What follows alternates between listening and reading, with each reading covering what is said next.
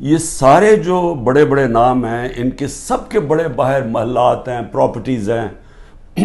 Bank accounts ہیں، of شور accounts ہیں۔ پیناما میں کیا ہوا تھا؟ پیناما میں ایک دنیا کے اندر ایک انکشاف ہوا کہ جنہوں نے بڑے بڑے لیڈرز نے، وزیروں نے اپنے پیسے چھپائے ہوئے تھے باہر کے ملکوں میں کمپنیز کے پیچھے، یعنی کمپنیز کے پیچھے انہوں نے اپنی دولت چھپائی ہوئی تھی، پراپرٹیز لی ہوئی تھی۔ اس میں نواز شریف کی پراپرٹی پکڑی گئی، مریم نواز اس کی مالکہ نکلی، اور وہ لندن کے سب سے مہنگے علاقے میں اربوں روپے کے انہوں نے پراپرٹیز لی ہوئی تھی، جس کو مے فیئر اپارٹمنٹس کہتے ہیں۔ تو وہ انکشاف ہوا تھا، تو پیسہ یہاں سے چوری ہو کے گیا تھا، کیونکہ ابھی تک ایک رسید نہیں بتا سکے کہ پیسہ باہر نکلا کیسے ہے، کدھر سے آمدنی آئی۔ بیٹے کی آمدنی، بیٹے کا جو گھر ہے حسن شریف کا،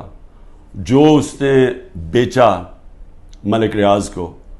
اس کی قیمت تقریباً 18 ارب ہے آج کل کے جو پاؤنڈ، اور 45 ملین پاؤنڈز، جو تقریباً 17-18 ارب روپیہ بنتا ہے۔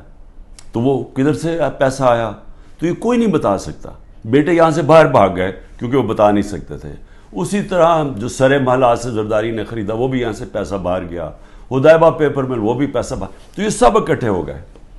اور سارے اکٹھے ہو کے بندر بانٹ پاکستان کیا کہ اچھا سندھ اس کو دے دیں گے، کراچی فلانے کو دے دیں گے، سینٹرل پنجاب کوئی اور آ جائے گا، پھر نئی پارٹی جو بنی ہے اس کو بھی کوئی سیٹیں مل جائیں گی، فضل الرحمان کو ادھر پختونخوا میں دے دیں گے، اور